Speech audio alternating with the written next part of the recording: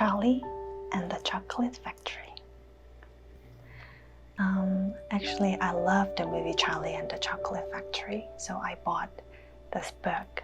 So today I want to share this book content with you, and I'm going to read the chapter 1. 그러면 let's begin. 한번 시작해 볼까요? Chapter 1. Here comes Charlie.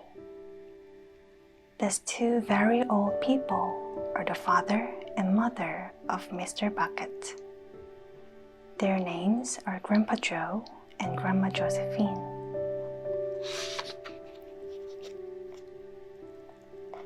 And these two very old people are father and mother of Mrs. Bucket.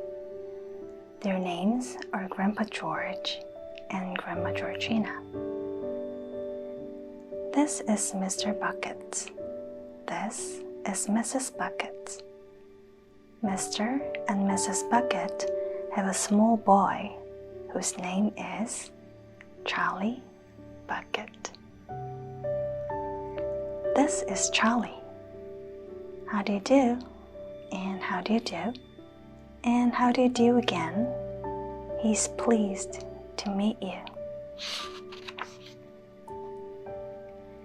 The whole of this family, the 6 grown-ups, count them, a little Charlie Bucket, lived together in a small wooden house on the edge of a great town. The house wasn't nearly large enough for so many people, and life was extremely uncomfortable for them all. There were only 2 rooms in the place altogether, and there was only 1 bed. The bed was given to the 4 old grandparents because they were so old and tired. They were so tired, they never got out of it. Grandpa Joe and Grandma Josephine on this side, Grandpa George and Grandma Georgina on this side. Mr. and Mrs. Bucket and little Charlie Bucket slept in the other room upon mattresses on the floor.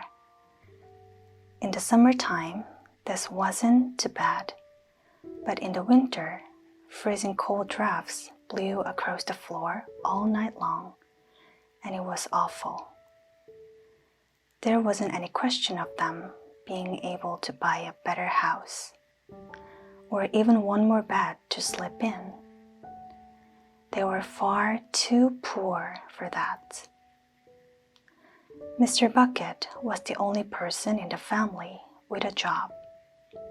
He worked in a toothpaste factory where he sat all day long at a bench and screwed the little caps onto the tops of the tubes of toothpaste after the tubes had been filled.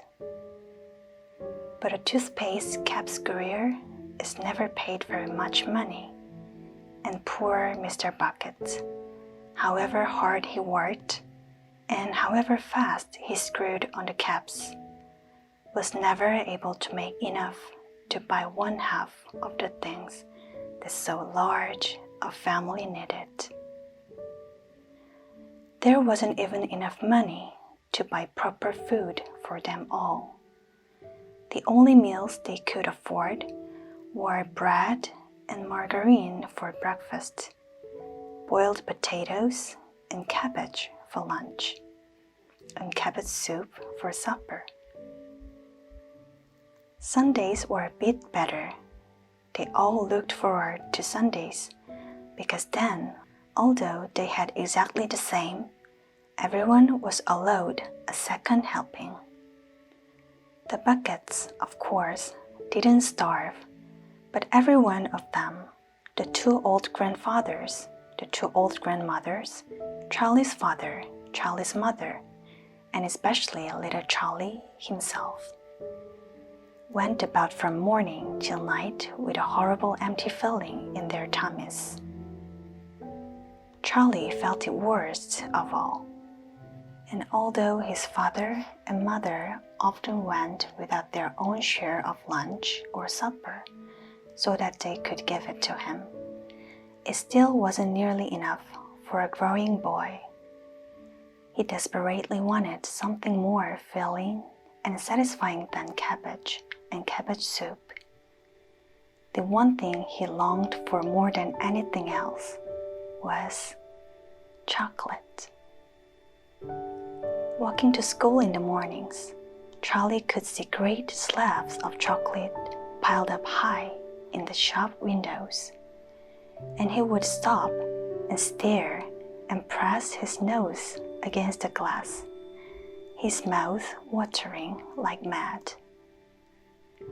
Many times a day, he would see other children taking creamy candy bars out of their pockets and munching them greedily, and that, of course, was pure torture. Only once a year, on his birthday, did Charlie Bucket ever get to taste a bit of chocolate. The whole family saved up their money for that special occasion, and when the great day arrived, Charlie was always presented with one small chocolate bar to eat all by himself. And each time he received it, on those marvelous birthday mornings, he would place it carefully in a small wooden box that he owned and treasure it as though it were a bar of solid gold. And for the next few days, he would allow himself only to look at it, but never to touch it. Then at last, when he could stand it no longer, he would peel back a tiny bit of the paper wrapping at one corner to expose a tiny bit of chocolate, and then he would take a tiny nibble, just enough to allow that lovely sweet taste to spread out slowly over his tongue. The next day, he would take another tiny nibble, and so on, and so on. And in this way, Charlie would make his 10-cent bar of birthday chocolate last him for more than a month. But I haven't yet told you about the one awful thing that tortured little Charlie, the lover of chocolate, more than anything else. This thing, for him, was far, far worse than seeing slabs of chocolate in the shop windows or watching other children munching creamy candy bars right in front of him. It was the most terrible torturing thing you could imagine, and it was this. In the town itself, actually within sight of the house in which Charlie lived, there was an enormous chocolate factory. Just imagine that. And it wasn't simply an ordinary enormous chocolate factory either. It was the largest and most famous in the whole world. It was Wonka's factory, owned by a man called Mr. Willy Wonka, the greatest inventor and maker of chocolates that there has ever been. And what a tremendous, marvelous place it was. It had huge iron gates leading into it, and a high wall surrounding it, and smoke belching from its chimneys, and strange whistling sounds coming from deep inside it. And outside the walls, for half a mile around in every direction, the air was scented with the heavy, rich smell of melting chocolate. Twice a day, on his way to and from school, little Charlie Bucket had to walk right past the gates of the factory. And every time he went by, he would begin to walk very, very slowly, and he would hold his nose high in the air and take long, deep sniffs of the gorgeous chocolatey smell all around him. Oh, how he loved the smell! And oh, how he wished he could go inside the factory and see what it was like. 오늘은 이렇게 챕터 1까지 한번 읽어보았습니다. 어때요? 스토리가 너무 귀엽지 않나요? 저는 개인적으로 판타지 영화를 정말 좋아하지 않는 편인데 해리 포터 and Charlie and the Chocolate Factory 이 두 가지 영화 그리고 책은 진짜 재밌는 것 같아요.